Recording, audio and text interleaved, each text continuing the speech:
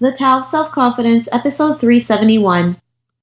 Welcome to the Tao of Self-Confidence, where I share stories of amazing women who have discovered their inner journey to self-confidence.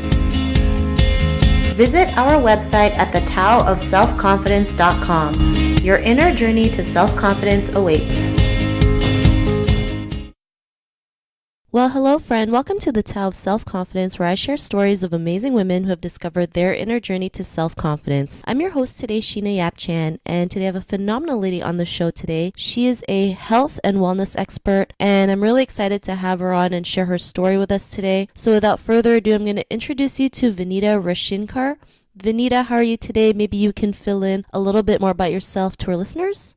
A very good day to you, Sheena. Thank you for this opportunity to share my story. At first, let me congratulate you on your endeavor to create this platform. It helps motivate all of us. Now, coming to a little bit about me, I am a health and wellness expert, and I derive satisfaction from helping people find happiness, get healthy, and lead a meaningful life. I have been a student of yoga, Ayurveda, meditation, and allied sciences for about 20 years now. And I am the founding director of Amara Vedic Wellness, a Dusseldorf based company, which was founded with the intention of bringing some hidden aspects of Vedic knowledge to the common man, thereby promoting total wellness encompassing the mind, body, and spirit. Awesome. Well, thanks for sharing that. And Vinita, what's your cultural background? I was born in the south of India, and my growing years were spent in Bangalore. At the age of 20, I was married and I moved to Mysore, which is another small town, which is today a hub of yoga and wellness. I come from a business family, but somehow business never interested me. I was keen on studying literature because I think reading opens up the mind like no other activity does. The traditional South Indian upbringing has a great deal of focus on culture and heritage, and this is something that I'm truly grateful for. We were exposed to classical music. It was imperative that we learned how to play an instrument, alongside modern activities such as learning foreign languages and involving ourselves in sport. So this helped me develop a more well-rounded personality. On looking back, I feel that this cultural background, which I come from, has helped mold my interest in wellness and in health as well. Thanks for sharing that. And what would be your favorite self-confidence quote? This one I came across a couple of years ago, and it has remained on my phone throughout. It's Lao Tzu who once said, "Because one believes in oneself, one doesn't try to convince others. Because one is content with oneself, one doesn't need others' approval. Because one accepts oneself, the whole world accepts him or her." That's a great quote, and thanks for sharing that. And in your own words, how would you define self-confidence? The ability to unabashedly be oneself without feeling inadequate in any way is for me the cornerstone of self-confidence. Accepting that this is who we are and not being apologetic about any of it is all there is to being confident. We all perceive ourselves as filled with flaws, real and imagined. The day we accept that these flaws are what makes us unique and we embrace them as our own is the day we discover our true self. And that discovery puts us on the journey of developing self-confidence. Thanks for sharing that great definition. And I love how you said unabashedly, oneself, because we're so good at bashing at ourselves, right? Especially as women. We always put ourselves down. We always get mad at every mistake that we do. So, the more we realize like it's okay to accept it and just keep going, the more confidence that we'll have. So thanks for sharing that. And Vinita, what was your life like before your discovery of self-confidence? From early childhood, I would always seek validation from external sources. My focus was always on getting the highest marks, standing out in every contest I took part in, and generally wanting to be the best at everything. But there's nothing inherently wrong with this, except that I was doing it only to be recognized, not because it was some form of self-actualization. I was constantly seeking praise from parents, from peer groups, from colleagues, and this was quite needy behavior when I look back. I grew up in an environment which had led me to believe that I am no good, So that thought pattern persisted until I was in my mid 30s. I perceived life as a huge competition. This led me to believe that I had to prove my superiority at every point. And this was difficult and stressful, and as you can imagine, not exactly conducive to relationship building. Thanks for sharing that. And I think that's something we can all relate to, right? We're always constantly seeking approval, feeling like if no one tells us we're good, then we're not good enough, not realizing we're good enough to begin with. And if we keep telling ourselves that we're worthy, we are loved, we are more than enough, then all that goes away. And actually we get more of it than we realize when we just let go of that notion. And what was that point in your life when you realized that you were more than enough, that you can go out there and be the person that you are today? What was that aha moment? It was not a single moment. It was more of a slow revelation which happened over time.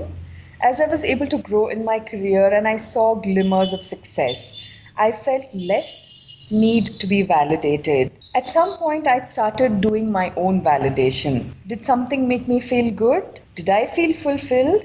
Then that is what I need more of. Slowly, public opinion started to matter less and less until a point came when I really didn't care too much. I think that was the day my self confidence was born. Also, I attended an executive program at Harvard Business School where I was able to hold my own amidst an amazingly talented and accomplished group of women. This program helped me a great deal in building up my sense of self, of being self assured. I think it was at Harvard where I heard or read Ralph Waldo Emerson saying, to be yourself in a world that is constantly trying to make you something else is the greatest accomplishment. From that day on, it has been my constant and daily endeavor to be myself at all times and at all cost. Thanks for sharing that. And that's great that you mentioned that, you started doing your own validation, right? If you just felt good, if you could go to bed at night feeling fulfilled, like then it's good enough. And everything else just like it's just all in the back burner. You don't really care what other people think about you anymore. And, because of that, what's your life been like now? Well, I was riding the wave of success, and a time came when I became a little overconfident because I think I wanted to test out some different waters. And that's when I moved to Germany about 3 years ago, started my own wellness company.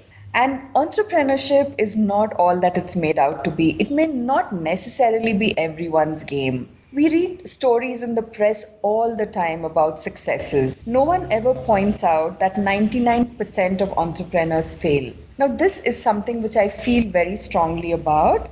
As a society, we need to speak more about failure and not treat it as a taboo. And this is particularly true in Asia. Well, to cut a long story short, my enterprise in Germany failed. It was for a variety of reasons over which I had no control, and the months that followed were intensely painful. Everyone around me said my excessive self-confidence led to my failure. There might be some truth in that when I look back. However, I still feel that once there is self-confidence inside of you, it is not going to remain a lifelong companion. There will be moments when time will rip off this confidence. It will then be a long, slow journey back to building it up.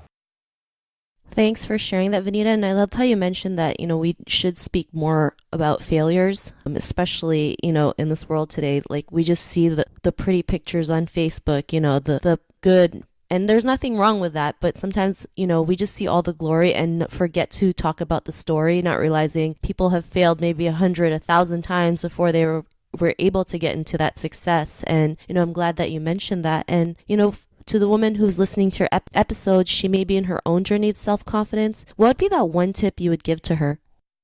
I would think that there's 4 steps actually, which I will outline very briefly, which has been my own understanding of how women can help improve their own lives by way of building confidence. One is that an important key to self-confidence is preparation. We have to prepare incessantly. It's success, good fortune, nothing really comes very easily. So preparation is important.